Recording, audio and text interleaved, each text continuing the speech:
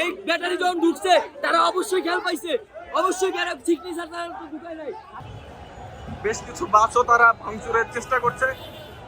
তারা বৈশাখী একটা বাসে ভাঙচুর করার চেষ্টা করছে, অটোরিকশা, সব মহাসড়ক অটোরিকশা চালুর দাবিতে।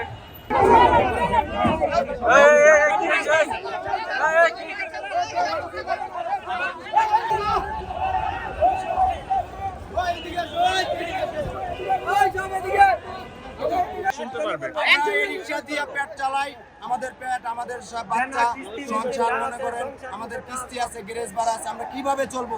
এই রিক্সা বন্ধ করে দিলে আমরা কি চাকরি পাবো? আমাদের কাজ দিয়া পরে আমাদের রিক্সা বন্ধ করতে হবে, নয়তো এই সরকার আমরা মানি না, মানবো না।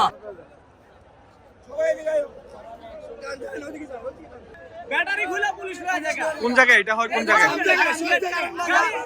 গাড়ি খুলে নিয়ে পরে বেচা আমার সামনে গাড়ি নিচে গাড়ি